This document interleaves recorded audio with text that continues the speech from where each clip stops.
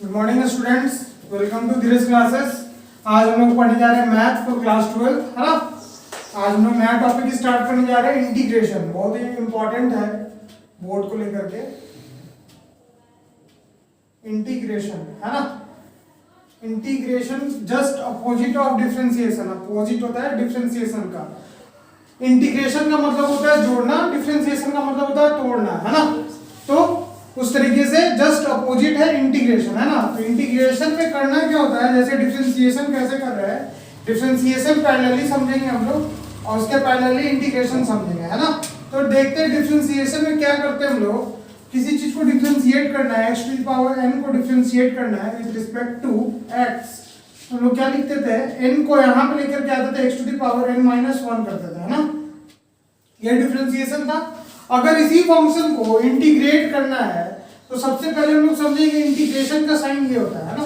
Differentiation का sign dy/dx होता था, तो इंटीग्रेशन का साइन ये होता है। तो किसी फंक्शन को अगर इंटीग्रेट करना है x to the power n with respect to x, तो उसके लिए क्या करते हैं हम लोग, फॉर्मूला उसके लिए है n, इसमें मल्टीप्लाई था, जस्ट उल्टा क्या होता है डिवाइड, है ना। इसमें -1 था तो इसमें +1 होगा, यानी x to the power n + 1 और n + 1 पावर से ही इसको डिवाइड करते हैं और साथ में कांस्टेंट को इंट्रोड्यूस करते हैं। इस तरीके से इंटीग्रेशन चलता है ना। इस तरीके से इंटीग्रेशन चलता है। जैसे कांस्टेंट का इंटीग्रेशन क्या होता था, कांस्टेंट यानी अगर 1 का इंटीग्रेशन करना है विद रिस्पेक्ट टू x तो 0 होता था, है ना। और इसमें कांस्टेंट का इंटीग्रेशन अगर करना है 1 विद रिस्पेक्ट टू x तो इंटीग्रेशन क्या होता है x, है ना। x प्लस एक कांस्टेंट को इंट्रोड्यूस करते हैं ना, ये कांस्टेंट का इंटीग्रेशन है ना।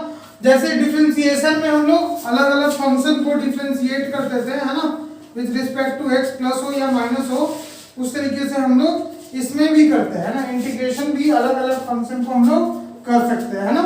अलग अलग फंक्शन को कर सकते हैं, है ना। जैसे कि अगर यहाँ पे दिया हुआ है इंटीग्रेट करने के लिए क्वेश्चन में, है ना, fx प्लस gx, है ना, इसको इंटीग्रेट करना है ना। तो यहाँ पे हम लोग लिख लेते हैं fx with respect to dx और ये gx, है ना। इस तरीके से हम लोग अलग अलग फंक्शन को इंटीग्रेट कर सकते हैं। ये मेरा इंटीग्रेशन हुआ, बेसिक इंटीग्रेशन हुआ, है ना।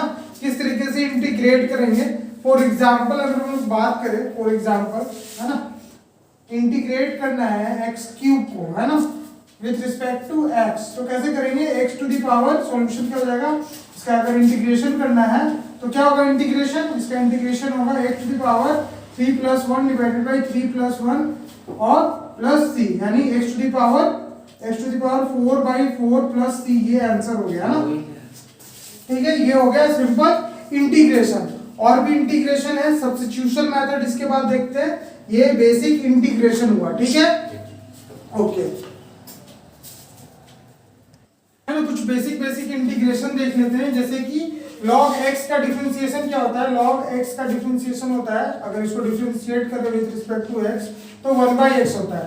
उसी तरीके से अगर 1/x है उसका इंटीग्रेशन करेंगे तो जस्ट अपोजिट होता है, तो उसका क्या हो जाएगा log x प्लस c, है ना, इंटीग्रेशन।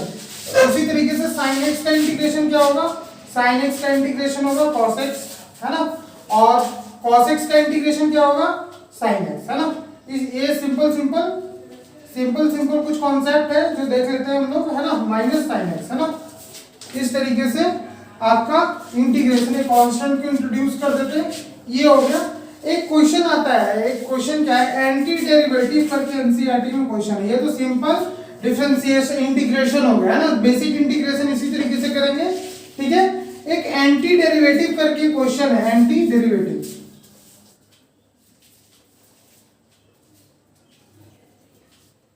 एंटी डेरिवेटिव को समझते हैं, व्हाट इज एंटी डेरिवेटिव। तो एंटी डेरिवेटिव का मतलब क्या होता है कि अगर क्वेश्चन से समझता है ना, मान लो कि पूछ रहा है find anti derivative of cos 2x, cos 2x का एंटी डेरिवेटिव क्या होगा, इसका मतलब क्या है, किसको डिफरेंशिएट करेंगे कि cos 2x आ जाए, किसको डिफरेंशिएट करेंगे कि cos 2x आ जाए, ये एंटी डेरिवेटिव का मतलब है।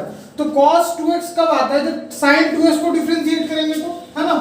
तो यहाँ पे लिखते हैं sin, इसका सॉल्यूशन हम लोग स्टार्ट करते हैं, sin 2x, है ना, sin 2x को डिफरेंशिएट करेंगे तो क्या आएगा मेरा cos 2x into 2 आएगा, यही आएगा मेरा differentiation.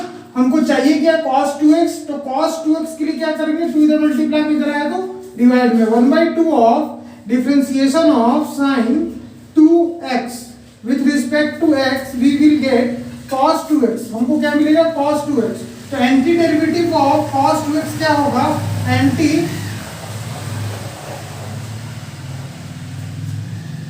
Derivative of cos 2x है ना, cos 2x is 1/2 sin 2x है ना, ये समझ में आया है ना। मतलब एंटी डेरिवेटिव का मतलब क्या है कि जस्ट उसका अपोजिट किसका डिफरेंशिएट करेंगे ये आ जाए। इसी तरीके से आप लोग को क्वेश्चन मिला हुआ है ना, तो हम लोग सोचेंगे कि इसके लिए इंटीग्रेशन के लिए डिफरेंशिएशन बहुत ही इंपॉर्टेंट है ना, उसको एक बार रिवाइज कर लीजिएगा है ना। उसके बाद आप लोग इसको समझ सकते हैं कि क्या ये पूछ रहा है, किसका डेरिवेटिव है, एंटी डेरिवेटिव का है या इंटीग्रेशन का है। हम लोग बेसिक फॉर्मूला लगा करके बना सकते हैं। इसके बाद का प्रोसेस इसमें कुछ क्वेश्चन कर लीजिएगा है ना बुक से, जैसे कि ये क्वेश्चन यहाँ पे कराते हैं, मैक्सिमम को प्रॉब्लम हो सकता है 1/√x, इसको इंटीग्रेट करते हैं 1/√x, इसका इंटीग्रेशन क्या होगा, इसका इंटीग्रेशन क्या कर सकते हैं हम लोग, integration of x to the power -1/2, under root को ऐसे लिख सकते हैं हम लोग, इसको लिख सकते हैं ना, इसको लिख सकते हैं अंडर रूट है 1/√x है, तो इसको क्या लिख सकते हैं 1/x टू दी पावर 1/2, और एक्सपोनेंट क्या कहता है, इस चीज को इस तरीके से लिख सकते हैं है ना, तो वही चीज लिखा हुआ है।